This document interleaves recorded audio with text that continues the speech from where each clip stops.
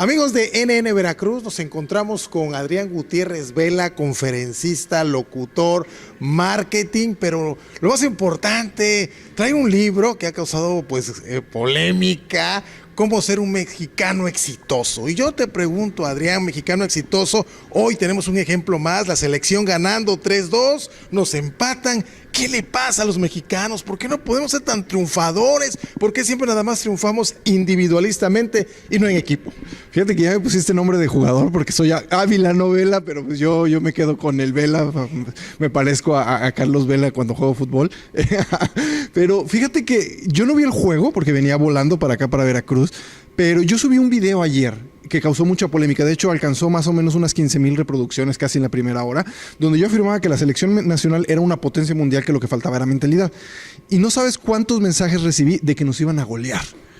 O sea, tú dices, es que perdimos porque íbamos ganando 3-2. Y todo el mundo decía, es que Bélgica los va a poner en su lugar. Bélgica es una potencia. Van a jugar en Bélgica. Bélgica tiene un sistema. Bélgica tiene N número de jugadores en la Liga Premier. Entonces, cuando yo llegué aquí al hotel y estaba el partido aquí, de repente vi 3-3 y dije yo, no estaba tan equivocado. Y justo ahorita venía discutiendo con mis amigos del fútbol, porque me encanta el fútbol, por eso me encantó que me dijeras, Vela. Que les decía, por eso me atreví a sacarlo ayer.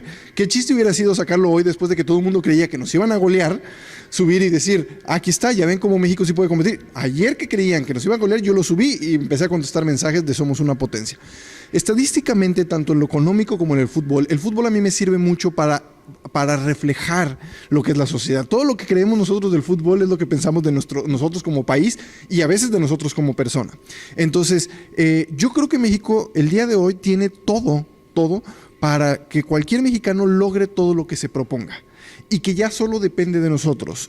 Yo tengo 2 libros, Cómo ser un mexicano exitoso es mi primer libro, 100 cosas que todo mexicano debe de saber es el segundo. Y yo me podría declarar, o me declaro frente a ustedes, amigos jarochos, mexicanólogo. Soy experto en mexicanos. O sea, mi tema es conocer a los mexicanos, saber cómo pensamos, saber nuestra historia, conocer todo lo que tenga que ver referente a mexicanos. Y en 200 años de historia, poquito más que tenemos, yo les puedo decir que vivimos en el mejor México. Los primeros 100 años nos las pasamos quebrados, invadidos, aquí nos intentaron invadir los gringos, los españoles, los franceses, las arcas no tenían dinero, había golpes de estado, tuvimos una guerra como Reforma. Después se vino la revolución y después de la revolución, o sea, estoy hablando de 1934, comenzamos a reconstruir el país y eso fue poco a poco. Yo hago una comparación en mi libro 100 cosas que todo mexicano debe saber. Cualquier persona que nació en 1934 tenía promedio de estudios 1 año y medio. Más del 70% del país no sabía leer y la esperanza de vida eran 34 años. El día de hoy la esperanza de vida en este país son 77 años y esos 77 años los vivimos porque tenemos que comer, porque tenemos agua y porque tenemos servicios médicos medianamente satisfactorios. Si no, sería imposible vivir esa cantidad de años. Los promedios de estudios hoy es de tercero de secundaria ya terminado. Y va a seguir subiendo porque la educación preparatoria ya es obligatoria. Entonces yo les digo, México el día de hoy se puede ser el hombre más rico del mundo o el hombre más buscado del mundo. Sí. Entonces, cada mexicano va a decidir qué tipo de mexicano quiere ser. Ahora, lo que vamos a ver el día de hoy en la conferencia, lo que pueden ver en mi libro, Cómo ser un mexicano exitoso, son las características y lo que hacen las personas exitosas, porque las personas exitosas hacen cosas diferentes a todos los demás que van haciendo que destaquen sobre el resto. Y entonces lo que hacemos es un poco analizar lo que es México el día de hoy. ¿Por qué? Porque tenemos cosas buenas y tenemos cosas malas.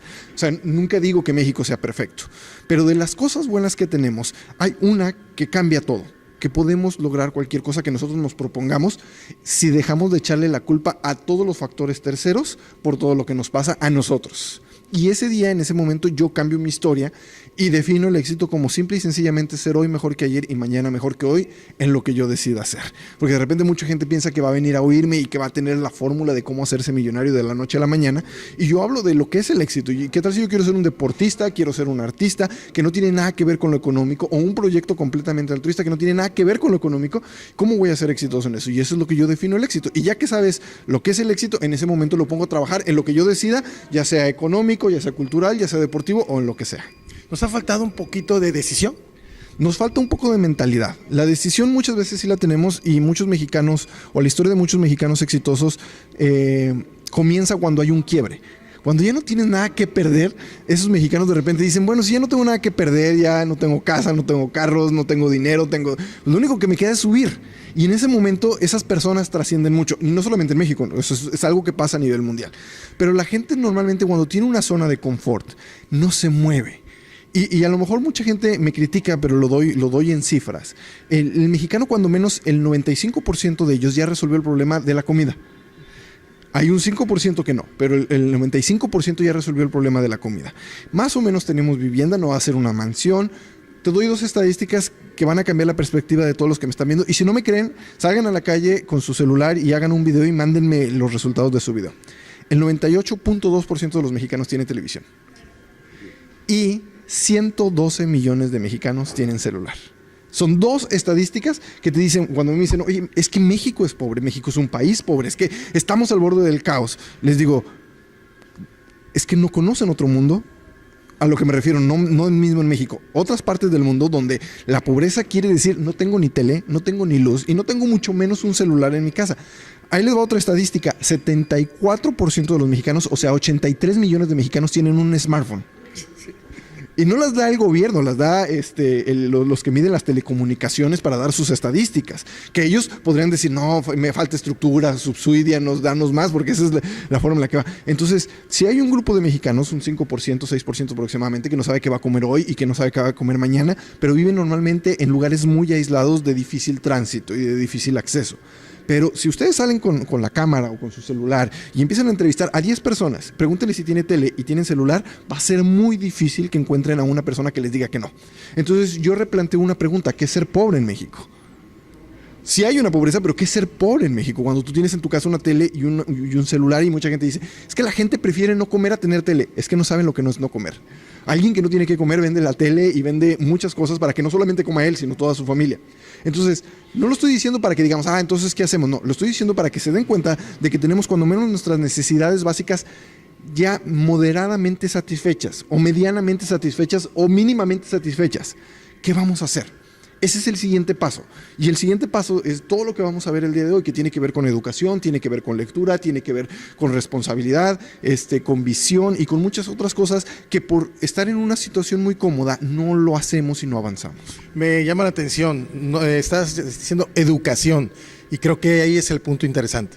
Sí, educación, bueno, aunque el promedio de estudios ha subido en los últimos 70 años, una cosa es que acabemos la secundaria y otra cosa es cómo la acabamos. Yo por eso escribí 100 cosas que todo mexicano debe saber. Yo siempre hago una pregunta en mis conferencias y les pregunto qué significa México. Y mucha gente se sorprende primero de que México tenga un significado. Y después puedo decir que el 98% de los mexicanos no sabe qué significa México.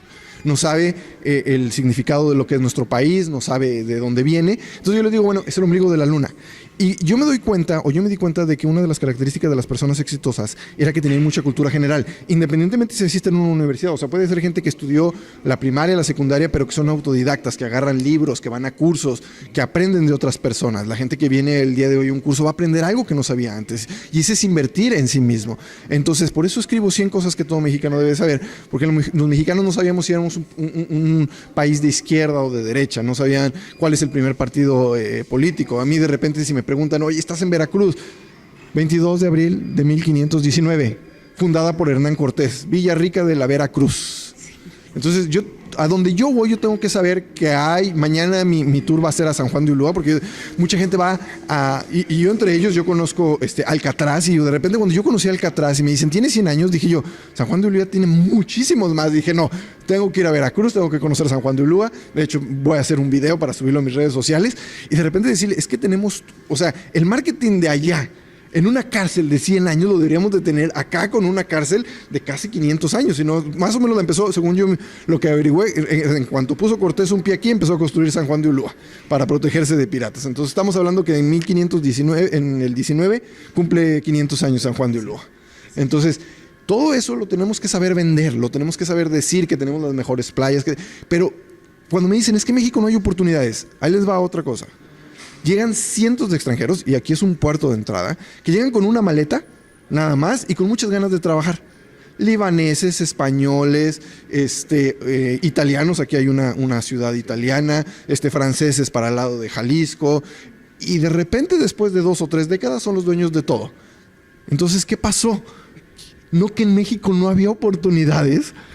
Y la gente piensa que ya llegaron ricos, y no, llegaron en barcos con una maleta y se pusieron a chambear. Y luego los mexicanos, los que tenemos muchos años ya aquí, de repente somos como, pues tú dígame qué hacer, tú págame y hago medianamente lo suficiente para que no me corras, pero no lo máximo para destacar. Amigos de NN Veracruz, extraordinaria entrevista, Adrián, muchas gracias por estar aquí en NN Veracruz. A nuestros seguidores, pues miren qué sorpresa hoy nos llevamos con este gran hombre, conferencista, locutor, marketing, y bueno, ahorita ya... Mañana me tienen que llevar, ya me dijo Vela, ahora mañana me llevan a jugar. Seguimos aquí en los espacios de NN Veracruz.